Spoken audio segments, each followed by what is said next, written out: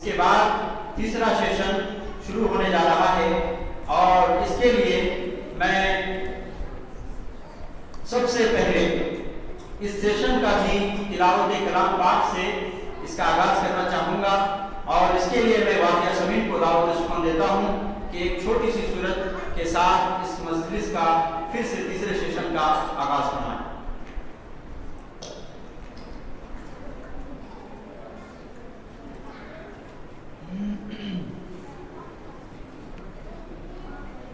السلام علیکم ورحمۃ اللہ وبرکاتہ۔ سورۃ العصر والعصر زمانے کی قسم، ان الانسان لفی خسر بے شک انسان سراسر نقصان میں ہے، الا الذین آمنوا وعملوا الصالحات سوائے ان لوگوں کے جو ایمان لائے اور نیک اعمال کیے، وتواصوا بالحق وتواصوا بالصبر اور آپس میں حق کی وصیحت کی اور ایک دوسرے کو صبر کی نصیحت کی۔ السلام علیکم ورحمۃ اللہ وبرکاتہ۔ وعلیکم السلام ورحمۃ اللہ وبرکاتہ۔ اب اس کے بعد میں ایک حمد بیان کرنے کے لیے میں دعوت سخن دوں گا شافیہ اور عربیہ کو، وہ آئے اور حمد باری تعالیٰ پیش کریں۔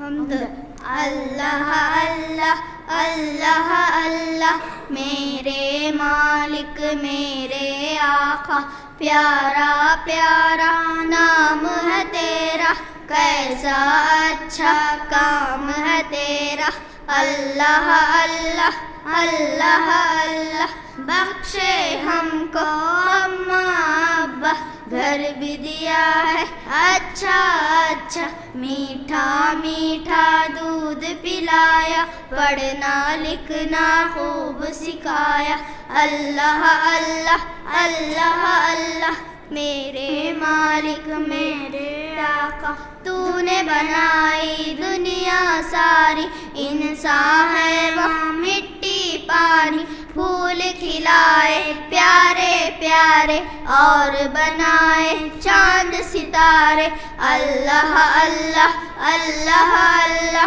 میرے مالک میرے آقا۔ السلام علیکم۔ وعلیکم السلام ورحمۃ اللہ وبرکاتہ۔ جزاک اللہ خیر و احسن الجزاء۔ یہ تھی شافیہ اور عربیہ جو بہت ہی سریلی انداز میں حمد باری تعالیٰ پیش کر رہی تھی۔ اللہ تعالیٰ ان کی آواز میں مزید جو ہے خوبصورتی پیدا کرے، آمین۔ اب اس کے بعد میں دعوت سخن دوں گا تیسرا سیشن کا سب سے پہلا خطیب زیاد اللہ خان کو، اور وہ آئے اور استاد کے آداب کے حوالے سے بیان فرمائیں۔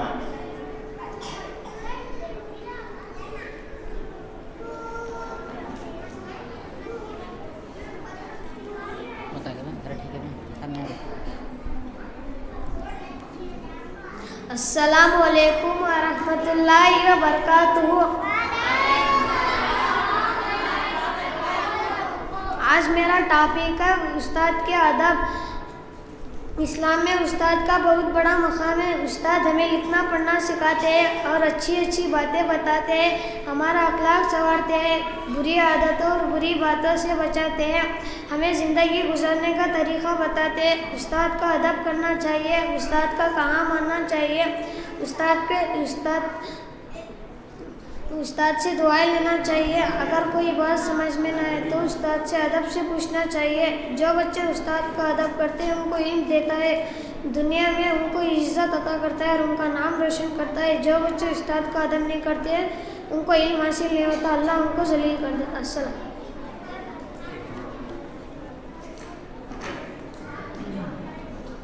یہ تھے زیاد اللہ خان جو استاد کے آداب بیان کر رہے تھے۔ اب اس کے بعد میں دعوت سخن دیتا ہوں علمان بیگ کو، وہ آئے اور جمعہ کے بارے میں بیان فرمائیں۔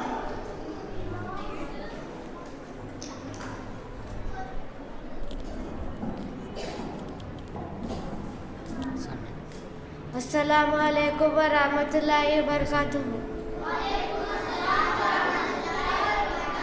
آج میرا ٹاپک ہے جمعہ کی فضیلت۔ سوال نمبر 1، جمعہ کی فضیلت کیا ہے؟ جواب، جمعہ کا دن تمام دنوں میں افضل ہے۔ حدیث میں ہے کہ سب سے بہترین دن جمعہ کا دن ہے۔ سوال نمبر 2، وہ کون لوگ ہیں جن پر جمعہ فرض ہے؟ جواب، نمبر 1، ہر مسلمان جو عاقل اور بالغ ہو۔ نمبر 2، مقیم و سفر پر نہ ہو۔ نمبر 3، تندرست ہو۔ سوال نمبر 3، وہ کون لوگ ہیں جن پر جمعہ فرض نہیں ہے؟ جواب، نمبر 1، عورت۔ نمبر 2، بچہ۔ نمبر 3، بیمار۔ نمبر 4، غلام۔ نمبر 5، مسافر۔ نمبر 6، پاگل۔ سوال نمبر 4، وہ کون سے کام ہے جو دوران خطبہ منع ہے؟ جواب، نمبر 1، دوران خطبہ بات کرنا۔ نمبر 2، بیکار کام کرنا۔ نمبر 3، کنکریوں سے کھیلنا۔ نمبر 4، سونا۔ نمبر 5، مسجد میں لوگوں کی گردنیں پھلانگنا۔ نمبر 6، کسی دو کو جدا کر کر بیٹھنا۔ نمبر 7، ٹیک لگا کر بیٹھنا۔ سوال نمبر 5، جمعہ کی سنت نمازیں کتنی ہے؟ جواب، جمعہ سے پہلے کوئی سنت مؤکدہ نہیں ہے، نفل جتنی چاہے پڑھ سکتے ہیں، اور جمعہ کے بعد 2 یا 4 رکعت پڑھنا مسنون ہے۔ سلام۔ جزاک اللہ خیر و احسن جزا۔ یہ تھے علمان بیگ جو جمعہ کے بارے میں ان کی فضیلت اور دیگر آداب کے تعلق سے بیان کر رہے تھے۔ اللہ رب العالمین مزید ان کے علم و فہم میں بڑھوتری اور برکت عطا فرمائے۔ ایک مہمان کے روپ میں ایک بچہ ہمارے سامنے آئے ہوئے ہیں جو کہ پنچور کے مدرسے میں پڑھتے ہیں اور ان کا نام ہے عبدالکریم۔ ان کو دعوت سخن دیتا ہوں کہ وہ آئے اور تلاوت کلام پاک سے ہم سب کو محسوس فرمائیں۔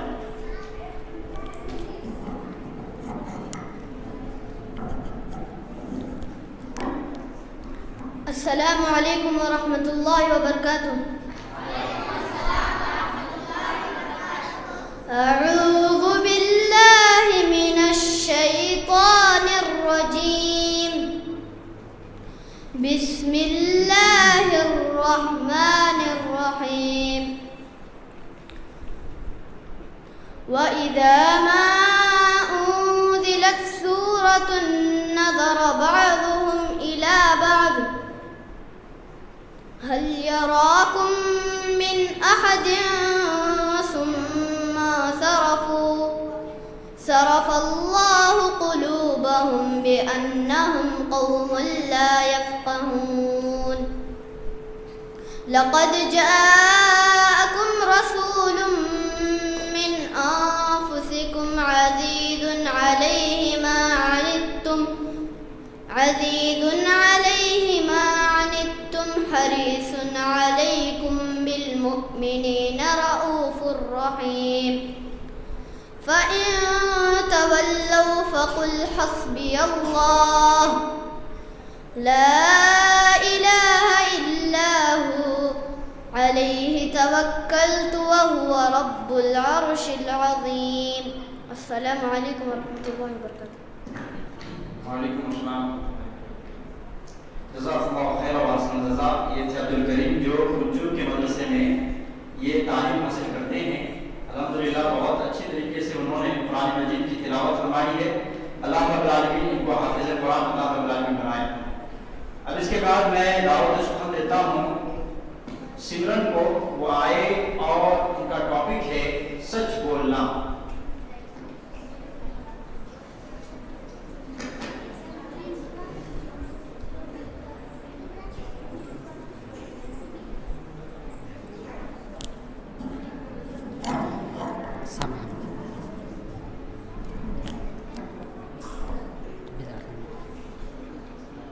السلام علیکم ورحمۃ اللہ وبرکاتہ۔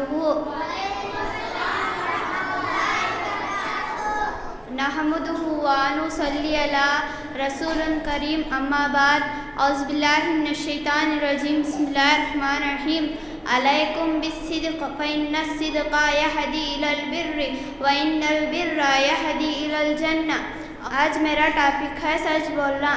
سچ بولنا ایک اچھی صفت ہے، اچھی اخلاق کی پہچان ہے۔ سچ تمام برائیوں کو ختم کرتی ہے اور جھوٹ تمام برائیوں کی جڑ ہے۔ سچ بولنے سے دونوں جہانوں کی کامیابی ملتی ہے اور دنیا میں بھی لوگ سچ بولنے والوں کا اعتبار کرتے ہیں اور ان کو عزت کی نظروں سے دیکھتے ہیں۔ سچ بولنے سے آخرت میں بھی نجات ملتی ہے۔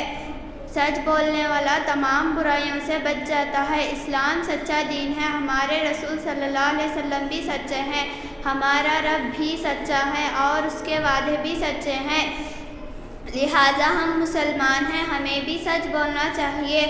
نبی صلی اللہ علیہ وسلم نے فرمایا علیکم بالصدق فإن الصدق یہدی الی البر وإن البر یہدی الی الجنہ۔ تم سچائی کو لازم پکڑو، اس لیے کہ سچائی تمہیں نیکی کی طرف لے جاتی ہے اور نیکی جنت کی طرف لے جاتی ہے، لہٰذا ہمیں بھی سچ بولنا چاہیے اور جھوٹ سے نفرت کرنی چاہیے، کیونکہ جھوٹ پریشانیوں کو بڑھاتا ہے اور مصیبتوں کو جنم دیتا ہے، اس لیے جھوٹ بولنے سے پرہیز کرنا چاہیے اور ہمیشہ سچ بولنا چاہیے، سچ بولنے والوں کا ساتھ دینا چاہیے۔ السلام علیکم۔ وعلیکم السلام ورحمۃ اللہ وبرکاتہ۔ یہ تھی سمرن جو سچ بولنے کے اوپر بتا رہی تھی۔ یقیناً ایک مسلمانوں کی زندگی میں ہمیشہ سچائی کے راستے پر چلنا بھی اور سچ بولنا بھی ضروری ہوتا ہے، اور اللہ کے رسول صلی اللہ علیہ وسلم نے اس طرف ہمیں خوب رہنمائی فرمائی ہے۔ یہی ساری باتیں سمرن ہمیں بتلا رہی تھی، لہذا ہم سب کو اللہ رب العالمین ان کی باتوں پر عمل کرنے کی توفیق عطا فرمائے۔ اب اس کے بعد میں دعوت سخن دیتا ہوں عافیہ سمین اور ہنا کوثر کو سیرت رسول صلی اللہ علیہ وسلم کے سوال و جواب پیش کرنے کے لیے کہ وہ آئیں اور سیرت رسول صلی اللہ علیہ وسلم کے سوال و جواب پیش کریں۔ السلام علیکم ورحمۃ اللہ وبرکاتہ۔ وعلیکم السلام ورحمۃ اللہ وبرکاتہ۔ آج میں کچھ سوال پوچھ سکتی ہوں سیرت رسول کے بارے میں؟ ہاں پوچھیے۔ منافقین کون ہیں؟ منافقین وہ لوگ ہیں جو زبان سے ایمان کا اقرار کیا لیکن دلوں میں اپنے کفر کو چھپا کر رکھا۔ منافقین کا رئیس کون تھا؟ منافقین کا رئیس عبداللہ بن ابی بن سلول تھا۔ منافقین کا کام کیا تھا؟ منافقین مسلمانوں کے ساتھ مل کر رہتے تھے اور ان کے رازوں کو یہودیوں اور مشرکوں تک پہنچاتے تھے۔ یہودیوں کے عالموں میں سب سے پہلے اسلام کس نے قبول کیا؟ یہودیوں کے عالموں میں سب سے پہلے اسلام عبداللہ بن سلام رضی اللہ عنہ نے اسلام قبول کیا۔ ہجرت کے دوسرے سال کون سی چیزیں فرض ہوئی؟ ہجرت کے دوسرے سال زکوٰۃ اور رمضان کے روزے فرض ہوئے۔ اسلام کی سب سے پہلی جنگ کون سی ہے اور کب ہوئی؟ اسلام کی سب سے پہلی جنگ غزوہ بدر ہے جو ہجرت کے دوسرے سال بدر کے میدان میں پیش آئی۔ جنگ بدر میں مسلمان اور مشرکین کی تعداد کتنی تھی؟ جنگ بدر میں مسلمانوں کی تعداد 313 اور کافروں کی تعداد 1000 تھی۔ جنگ بدر میں کتنے مسلمان شہید ہوئے اور کتنے مشرکین مارے گئے؟ جنگ بدر میں 70 مشرکین مارے گئے اور 70 قیدی بنا لیے گئے اور کل 14 مسلمان شہید ہوئے۔ اللہ نے جنگ بدر میں مسلمانوں کی مدد کس طرح کی؟ اللہ نے 1000 فرشتوں کے ذریعے مسلمانوں کی مدد کی۔ جنگ احد میں کامیابی کسے ملی؟ جنگ احد میں مسلمانوں کو کامیابی ملی۔ جنگ احد کا واقعہ کب پیش آیا؟ جنگ بدر کے 1 سال بعد یعنی 11 شوال 3 ہجری ہفتے کے دن جنگ احد پیش آئی۔ جنگ احد کیوں واقع ہوئی؟ جنگ بدر میں یہودیوں کو جنگ بدر میں مشرکین کو شکست کا سامنا کرنا پڑا، اس لیے انہوں نے مسلمانوں سے بدلہ لینے کے لیے جنگ کا فیصلہ کرنا پڑا۔ جنگ احد میں مسلمانوں اور مشرکین کی تعداد کتنی تھی؟ جنگ احد میں مسلمانوں کی تعداد پہلے 1000 تھی، پھر منافقین کا سردار اپنے 300 آدمیوں کو لے کر مدینہ واپس چلا آیا، جس کی وجہ سے مسلمانوں کی تعداد 700 رہ گئی اور کافروں کی تعداد 3000 تھی۔ جنگ احد میں کتنے مشرکین مارے گئے اور کتنے مسلمان شہید ہوئے؟ جنگ احد میں مسلمان شہید ہونے والے 70 تھے اور قتل ہونے والے مشرکین 22 تھے۔ جنگ احد میں کامیابی کسے ملی؟ جنگ احد میں پہلے مسلمانوں کو کامیابی ملی، پھر رسول صلی اللہ علیہ وسلم کی ایک نافرمانی کی وجہ سے مسلمانوں کو ناکامی ملی۔ जंग उहद से मुसलमानों को क्या सबक मिलता है? जंग उहद से हम मुसलमानों को रसूल सल्लल्लाहु अलैहि वसल्लम की इताअत व फर्मा बरदारी की अहमियत मालूम होती है और रसूल सल्लल्लाहु अलैहि वसल्लम की इताअत व फर्मा बरदारी की अहमियत मालूम होती है और ये सबक मिलता है कि रसूल सल्लल्लाहु अलैहि वसल्लम की एक नाफरमानी का अंजाम दुनिया व आखिरत में नाकामी है। अस्सलामु अलैकुम। वालेकुम अस्सलाम।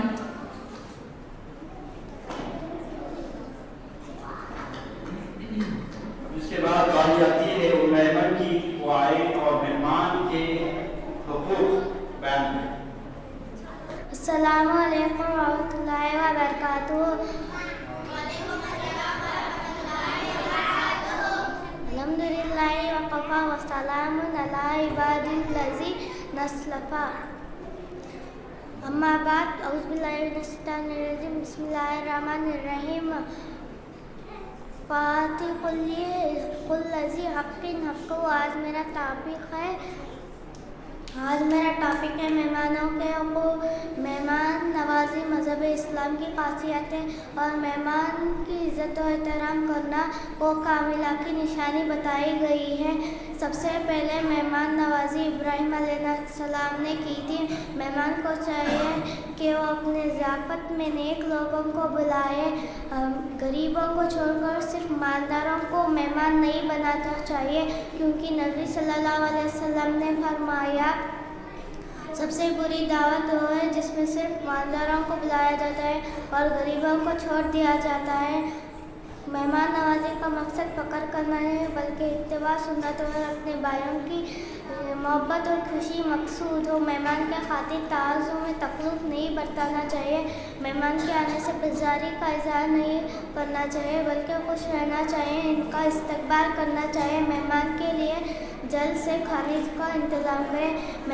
मेहमान एक से ज़्यादा हो तो जब तक पूरा मेहमान खाने से फारिग ना हो जाए तब तक दस्तरखान नहीं उठाना चाहिए। मेहमान की रवानगी के वक्त इसकी रुखसत करने के लिए घर के बाहर तक जाना चाहिए। मेहमान को चाहिए कि वो दावत दे तो उस दावत को कबूल करना चाहिए। दावत कबूल करने में अमीर और गरीब का फ़र्क नहीं करना चाहिए। मेहमान को ज़्यादा इंतज़ार नहीं कराइए। 3 दिन से ज़्यादा मेज़बान के पास मेहमान बनकर नहीं रुक सकते। मेज़बान को चाहिए कि वो अपने मेहमान के पास खुशदिली से जाए। मेज़बान की तरफ से कोई गलती हो जाए तो उसे नज़रअंदाज कर दें। मेहमान की इजाज़त के बगैर किसी को शिरक नहीं बनाना चाहिए। खाने के बाद मेज़बान के हक़ में दुआ करना चाहिए।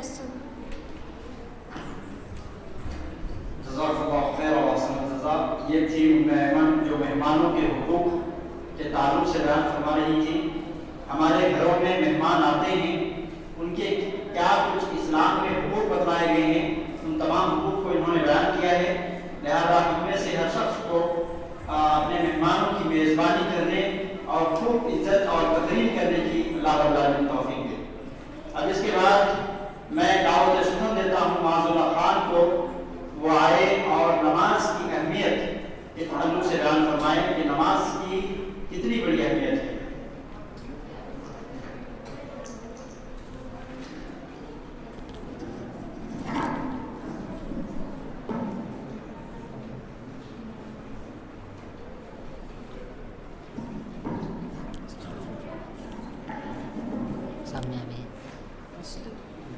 अस्सलामु अलैकुम वरहमतुल्लाहि वबरकातुहू।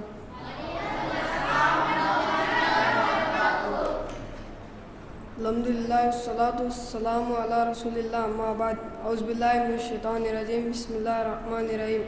आज मेरा टॉपिक है नमाज की अहमियत। अल्लाह को महबूब मानने के बाद जो काम एक मुसलमान पर अंजाम देना ज़रूरी है वो नमाज है। नमाज मुसलमान और काफिर के दरमियान फ़र्क करने वाली चीज़ है। जानबूझकर भी एक वक्त की नमाज नहीं छोड़ना चाहिए।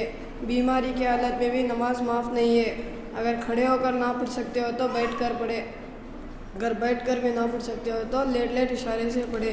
नमाज की बड़ी फजीलत है। नमाज पढ़ने से छोटे छोटे गुनाह माफ़ हो जाते हैं। پیارے نبی صلی اللہ علیہ وسلم نے فرمایا جو شخص اچھی طرح سے وضو کر کے نماز ادا کرتا ہے اس کے یہ نماز سے دوسری نماز تک ہونے والے گناہ کفارہ بن جاتے ہیں۔ نماز کی بڑی اہمیت ہے۔ قیامت کے دن سب سے پہلے نماز کا حساب کیا جائے گا۔ جو نماز کے معاملے میں کامیاب ہوگا اور وہ دوسرے معاملات میں بھی کامیاب ہوگا، جو نماز کے معاملے میں ناکامیاب ہوگا دوسرے معاملات میں بھی ناکامیاب ہوگا۔ بچپن ہی سے نماز کی پابندی کرنا چاہیے۔ پیارے نبی صلی اللہ علیہ وسلم نے فرمایا جب بچہ 7 سال کا ہو جائے تو نماز پڑھنے کا حکم دو، جب بچہ 10 سال کا ہو جائے تو نماز چھوڑنے پر اسے مارو۔ السلام علیکم۔ وعلیکم السلام ورحمۃ اللہ، جزاک اللہ خیر واحسن الجزاء۔ یہ تھے معاذ اللہ خان جو نماز کی اہمیت پر بتا رہے تھے۔ نماز کی واقعتاً اسلام میں بہت بڑی اہمیت ہے، لہذا ہم سب کو اس کی اہمیت کو سمجھتے ہوئے پابندی کے ساتھ 5 وقت نمازوں کی توفیق اللہ رب العالمین دے اور ہم کوشش کریں 5 وقت نماز پڑھنے کی۔ اب اس کے بعد دعوت سخن دی جاتی ہے سیدہ تنزیحہ کو، وہ آئے اور مسجد قباء کے تعلق سے بیان فرمائیں۔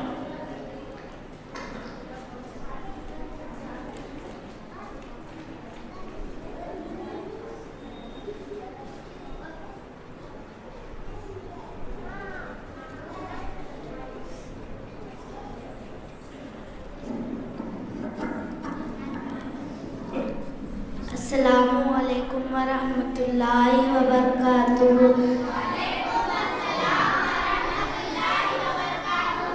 الحمدللہ والصلاة والسلام علی رسول اللہ، اما بعد، اعوذ باللہ من الشیطان الرجیم، بسم اللہ الرحمن الرحیم۔ آج میرا ٹاپک ہے کہ مسجد قباء کی فضیلت۔ مسجد قباء اسلام کی سب سے پہلی مسجد ہے اور نبی صلی اللہ علیہ وسلم جب مکہ سے ہجرت کرنے مدینہ تشریف لائے تو سب سے پہلے یہی قباء نامی مقام میں ابو ایوب انصاری کے گھر قیام کیے، پھر آپ نے وہاں مسجد بنائی۔ اور اس مسجد کی فضیلت ہے کہ رسول صلی اللہ علیہ وسلم نے فرمایا جو شخص اپنے گھر میں وضو کرے پھر مسجد کو آئے 2 رکعت نماز پڑھے، اس مسجد کی فضیلت 1 عمرہ کا ہوگا۔ اور مسجد قباء مسجد نبی سے تقریباً 3 کلومیٹر کے فاصلے پر ہے۔ مسجد قباء کی تعمیر کے بعد مسجد نبی بنائی گئی تھی۔ مدینہ جانے والے کے لیے مسجد قباء میں عبادت کی نیت سے جانا جائز ہے۔ السلام علیکم ورحمۃ اللہ۔ وعلیکم السلام ورحمۃ اللہ وبرکاتہ، جزاک اللہ خیر واحسن الجزاء۔ یہ تھی سیدہ تنزیحہ جو مسجد قباء کے تعلق سے بیان فرما رہی تھی۔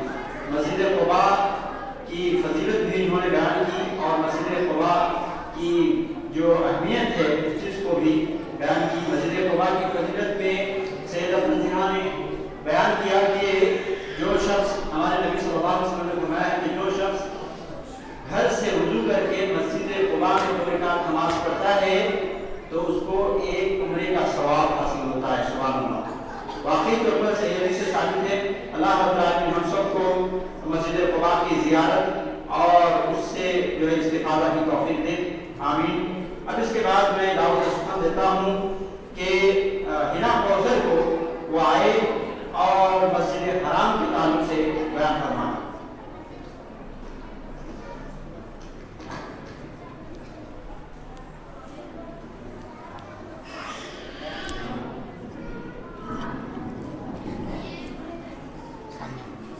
السلام علیکم ورحمۃ اللہ وبرکاتہ۔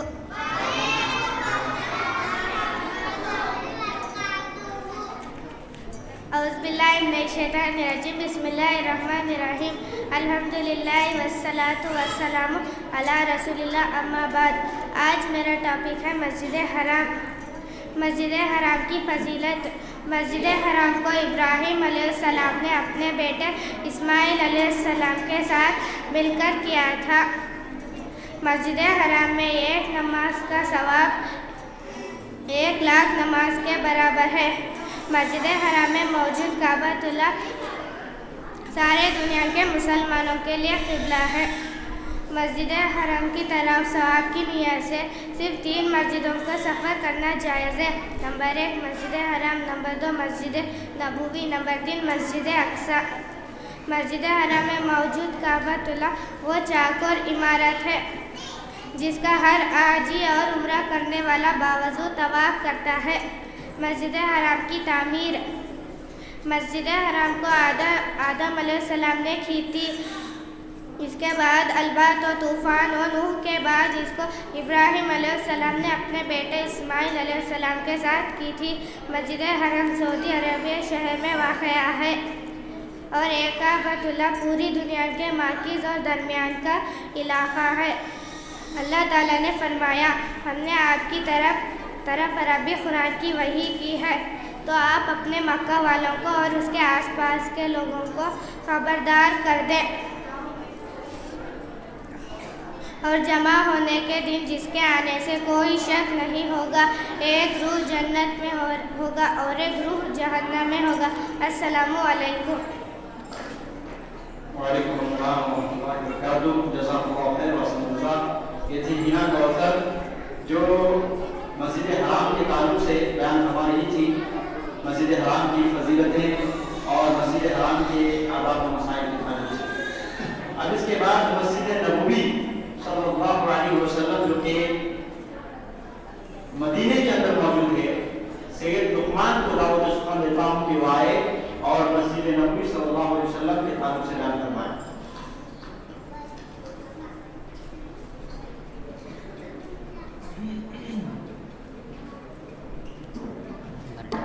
السلام علیکم ورحمۃ اللہ وبرکاتہ۔ الحمدللہ والصلاۃ والسلام علی رسول اللہ، اما بعد۔ آج میرا ٹاپک ہے مسجد نبی۔ مسجد حرام کے بعد دنیا کی سب سے اہم مسجد مسجد نبی ہے، جس کی بنیاد محمد صلی اللہ علیہ وسلم نے رکھی۔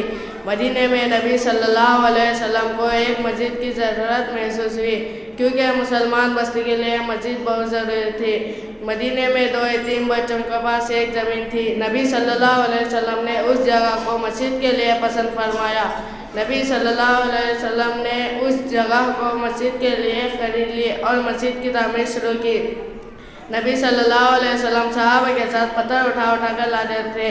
مدینے کے لوگ بھی مسجد کی تعمیر میں لگ گئے، اسی طرح مسجد کی تعمیر ہو گئی۔ یہی وہ مسجد ہے جس کے بارے میں نبی صلی اللہ علیہ وسلم نے فرمایا، اس مسجد میں نماز پڑھنے کا ثواب 1000 نمازوں کے برابر ہے۔ اس مسجد کے حیات میں ریاض الجنہ ہے، جو جنت کے باغوں میں سے ایک باغ ہے۔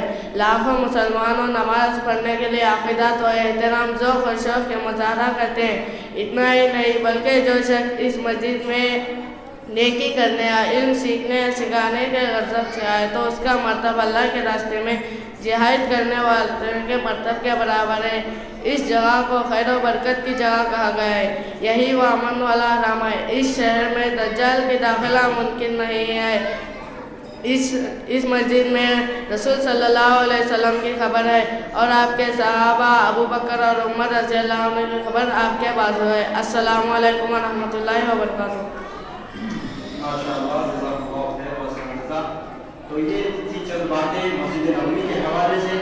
اب اس کے بعد مسجد اقصی کے تعلق سے بیان کرنے کے لیے میں عبدالکریم کو دعوت و سخن دیتا ہوں کہ وہ آئے اور مسجد اقصی کے تعلق سے بیان فرمائے۔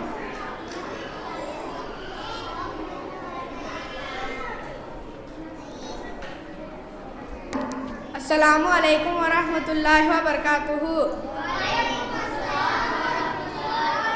الحمدللہ والصلاۃ والسلام علی رسول اللہ، اما بعد۔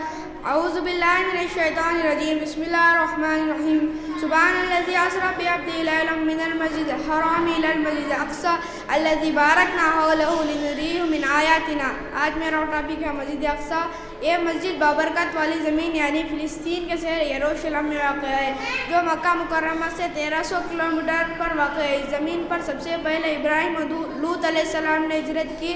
ان کے تقریباً 600 سال بعد اللہ نے بنی اسرائیل کو فرعون کی غلامی سے آزاد کر کے اس بابر کا ذہن میں جگہ دی۔ پھر مزید 250 سال بعد داؤد و سلیمان علیہ السلام کو بادشاہت عطا ہوئی اور اسی مسجد میں نبی صلی اللہ علیہ وسلم نے 1,24,000 انبیاء اکرام کی امامت کی۔ یعقوب علیہ السلام کے وحی الہی کے مطابق بنیاد ڈالی جس کی وجہ سے بیت المقدس شہر آباد ہوا۔ پھر عرصے دراز سلیمان علیہ السلام کے حکم سے مسجد اور شہر کی تعمیر کی گئی، اس لیے یہود اس مسجد کو ہیکل سلیمانی کہتے ہیں۔ مسجد اقصی مسلمانوں کو قبلہ اول اور مسجد حرام، مسجد نبوی اور تیسری مقدس ترین جگہ ہے۔ مسجد اقصی میں ایک نماز کا ثواب 500 نمازوں کے برابر ہے۔ یہ یروشلم کی سب سے بڑی مسجد ہے جہاں پر 5000 نمازیں کی گنجائش کی گئی ہے اور اس کے صحن میں بھی ہزاروں کی تعداد نماز ادا کر سکتے ہیں۔ غرض اللہ نے جو بیت المقدس جو انبیاء کا مرکز تھا اس کی جانب اشارہ کرتے ہوئے کہا کہ سبحان الذی اسری بعبدہ لیلا من المسجد الحرام الی المسجد الاقصی الذی بارکنا حولہ لنریہ من آیاتنا۔ پاک ہے وہ ذات جو لے گئے اپنے بندے کو رات میں مسجد حرام سے مسجد اقصی تک جس کے اطراف کو ہم نے بابرکت بنایا تاکہ اسے ہم نشانہ دکھائیں۔ السلام علیکم۔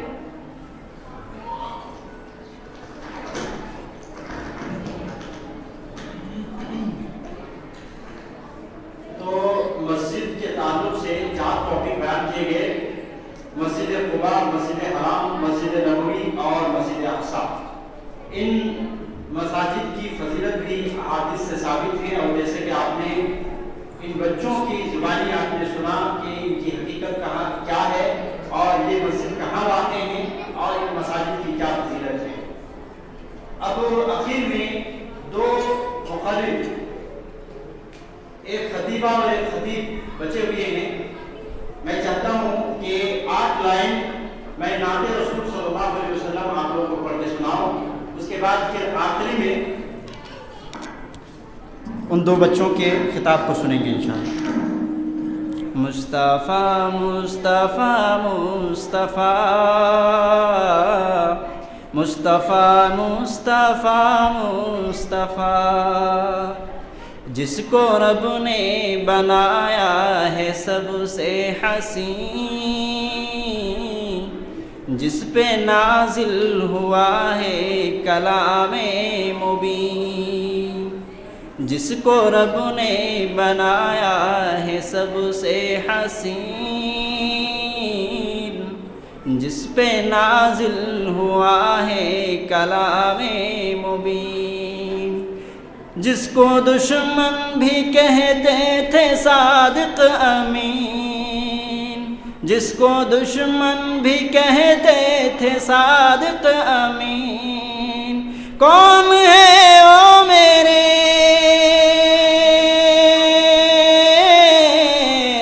کون ہے وہ میرے مصطفیٰ کے سوا، مصطفیٰ مصطفیٰ مصطفیٰ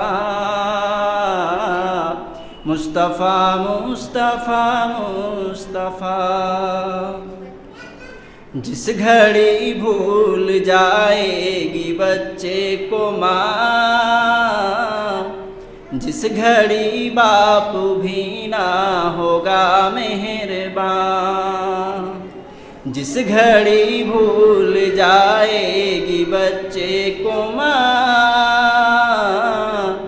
جس گھڑی باپ بھی نہ ہوگا مہربان، جس گھڑی نفسی نفسی کا ہوگا سما، جس گھڑی نفسی نفسی کا ہوگا سما، اس گھڑی حوض پر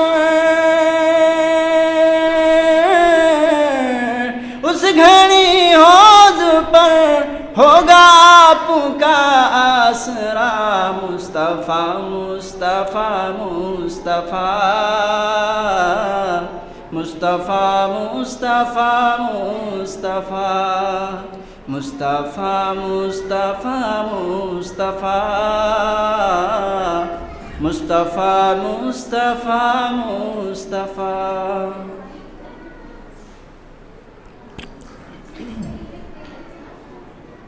اب اس کے بعد میں دعوت سخن دیتا ہوں واقعہ سمین کو، وہ آئے اور حدیث رسول صلی اللہ علیہ وسلم کی حقیقت کے عنوان پر لب گشائی فرمائے۔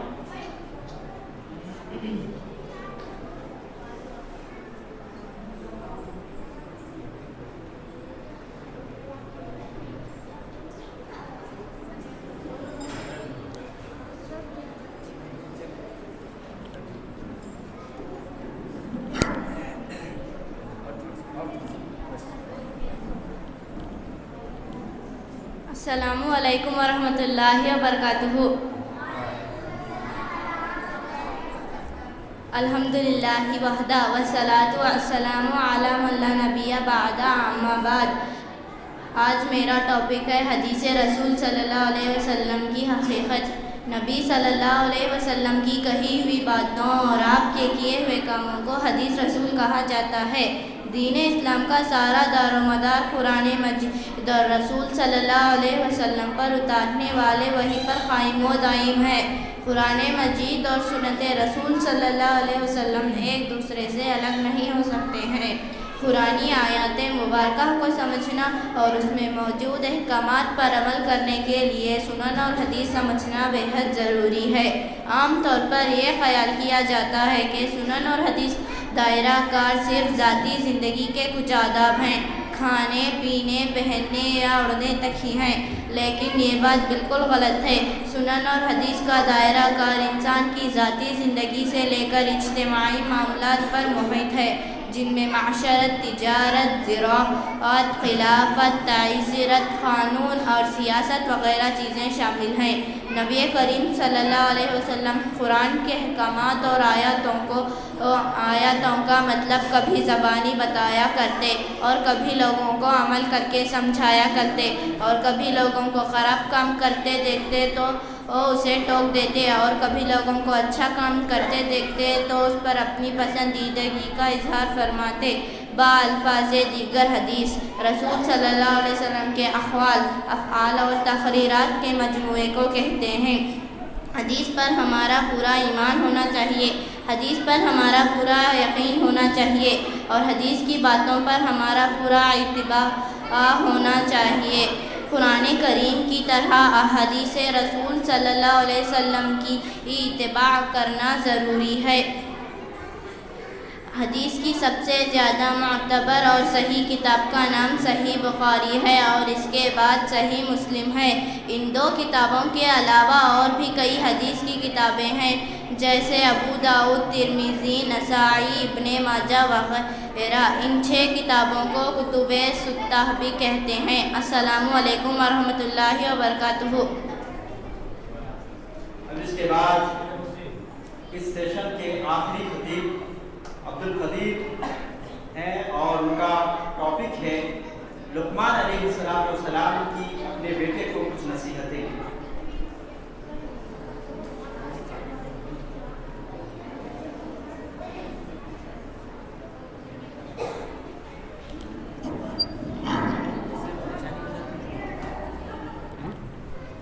السلام علیکم ورحمۃ اللہ وبرکاتہ۔ الحمدللہ والصلاۃ والسلام علی رسول اللہ، اما بعد۔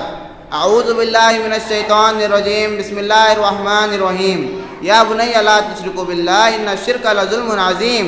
آج میرا ٹاپک ہے لقمان علیہ السلام کے اپنے بیٹے کو کچھ نصیحتیں۔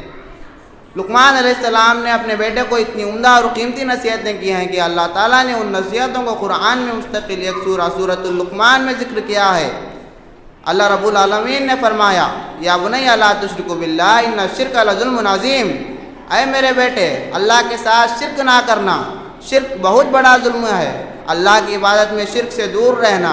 نصیحت نمبر 2، والدین کے ساتھ حسن سلوک کرنا، ان کی خدمت کرنا اور ان کو خوش رکھنا، اور ان سے ادب اور نرمی سے بات کرنا اور ان کی اطاعت کرنا۔ نصیحت نمبر 3، ماں باپ اگر شرک کرنے کے لیے کہے تو ان کی بات نہ سننا۔ اللہ کی معصیت میں کسی کی اطاعت نہیں ہوگی، صرف بھلائی میں ہی اطاعت ہوگی۔ نصیحت نمبر 4، یا بنی اقیم الصلاۃ، اے میرے بیٹے نماز قائم کرنا۔ نصیحت نمبر 5، اچھے کام کا حکم دیتے رہنا اور برے کاموں سے منع کرتے رہنا۔ نصیحت نمبر 6، جب تم پر مصیبت آ جائے تو اس پر صبر کرنا، یہ عزمیت والوں کا کام ہے، یعنی لوگوں کی تکلیفوں پر صبر کرنا یہ عزم اور ہمت اور حوصلے کا کام ہے۔ نصیحت نمبر 7، لوگوں کے بات چیت کے دورین انہیں حقیر سمجھتے ہوئے کبر و غرور نہ کرنا۔ نصیحت نمبر 8، زمین پر اترا کر نہ چلنا، یعنی تکبر اور گھمنڈی والی چال نہ چلنا، اللہ ان چیزوں کو ناپسند کرتا ہے۔ نصیحت نمبر 9، اپنی رفتار میں میانہ روی اختیار کرنا، یعنی بہت ہی زیادہ تیز بھی نہ چلنا اور نہ ہی بہت سست۔ नसीहत नंबर 10, अपनी आवाज़ को पस्त रखना, चीख कर बात ना करना। सबसे बुरी आवाज़ गधे की आवाज़ होती है। अस्सलामु अलैकुम व रहमतुल्लाहि व बरकातुहू।